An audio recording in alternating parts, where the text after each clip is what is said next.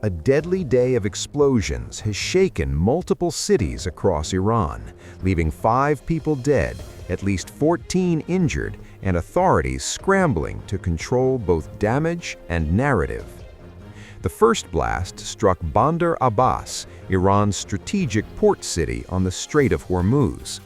According to Reuters, 1 person was killed and 14 others were injured when an explosion ripped through a residential building. Emergency crews rushed to the scene as smoke billowed into the night sky and residents fled the area. But Bandar Abbas was only the beginning.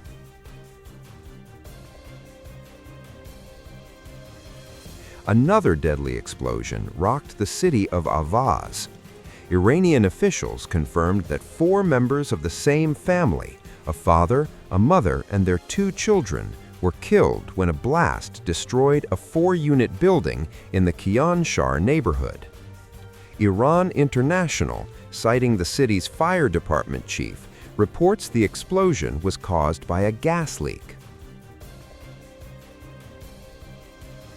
As fear spread, reports emerged of additional explosions, this time in Karaj and in the Parand neighborhood of Tehran. Authorities moved quickly to deny escalation. The governor of Robat Karim County dismissed reports of an explosion in Parand, saying the thick smoke seen across the area came not from a blast, but from burning dried reed beds along the Shur River. He insisted there was no cause for concern, calling the incident an environmentally harmful fire now under investigation. Speculation, however, surged online. Early social media claims suggested the blast in Bandar Abbas may have targeted Iran's powerful Islamic Revolutionary Guard Corps, specifically its naval arm. Those rumors were swiftly denied. In a statement carried by IRGC-linked Fars News, the Guard said no drone attack occurred and that no IRGC naval headquarters had been damaged. The semi-official Tasnim news agency also rejected claims that a senior IRGC Navy commander was targeted, calling them completely false. Fire officials confirmed that residents of the damaged Bandar Abbas building were evacuated and that investigators are still working to determine the cause. Internationally, denials followed. 2 Israeli officials told Reuters that Israel was not involved, while a separate security source told Israel's N12 News that neither Israel nor the United States was conducting operations in the region, suggesting the blasts were likely the result of internal incidents.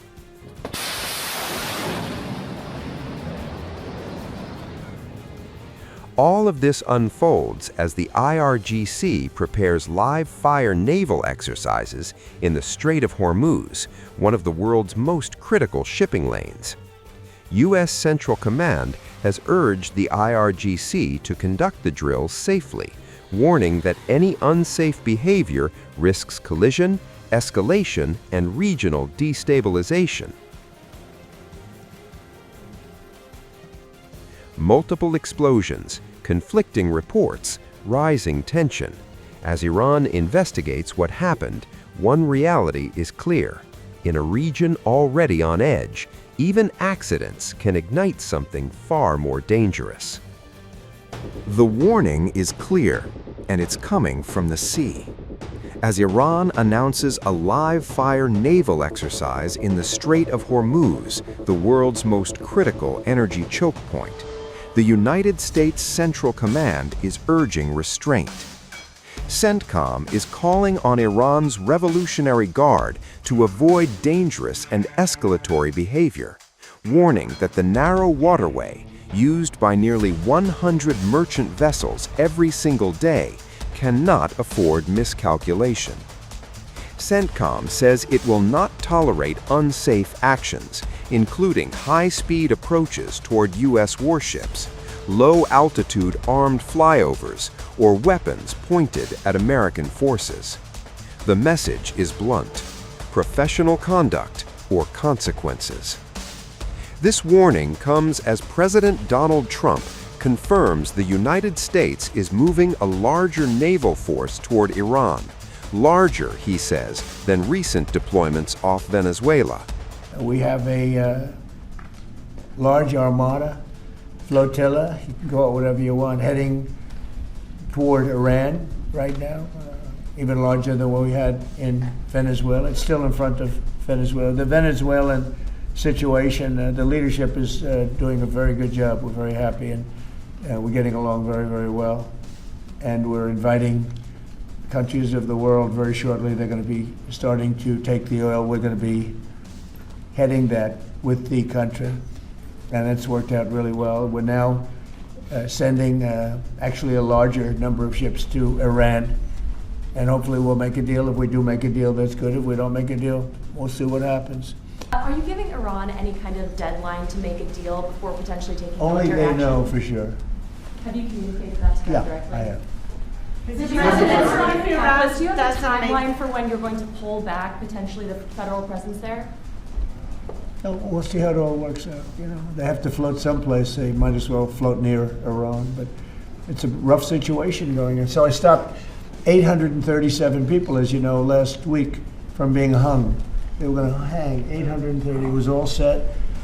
And I mean, I'm looking at the people behind me. They're saying, "What kind of racing's a lot nicer than that?" Right? They were going to hang 837 people, and I told them, if you do it, you're going to pay a price like nobody's ever paid before. And they pulled back. I appreciated that. But a lot of people are being killed, so we'll see what happens. I can say this: they do want to make a deal. Is your plan to replicate there what you just did in Venezuela? I don't want to say that. I don't want to talk. I mean, I don't want to talk about anything having to do with what I'm doing militarily. But we have a tremendously powerful fleet there. We have the most powerful ships in the world. We have the most powerful military by far in the world. We showed that on numerous occasions. I mean, I rebuilt the military in my term. If I didn't do, I wouldn't, I think, be able to say that. But I rebuilt the military, the entire United States military in my first term. And now we're building it bigger, better, stronger than ever before. I'm adding to it. We're adding something called a battleship. You would find this interesting. You know, the old-fashioned, beautiful battleships? And we're adding up to 25 of them. Each battleship is 100 times more powerful than the battleships of the 1940s, those big, powerful ones with the guns, because of what the ships carry. But we're going to build 10. And then we'll see how we like them, and we're going to go and do another 15 after that. Could be up to 25 battleships, 100 times more powerful. Can you imagine that? And it's peace through strength. We don't want to use them, but if we have to use them, we will. Behind the scenes, however, the tone may be shifting. According to a Western source familiar with U.S.-Israeli coordination, diplomacy may no longer be the central question. The source tells Iran International that decision-making circles have moved past whether a military strike will happen and are now focused only on when. The scenario being discussed, the source claims, would be unprecedented, aimed not at negotiation, but at delivering a decisive blow to Iran's governing structure. A campaign, he says, unlike anything Iran has faced before.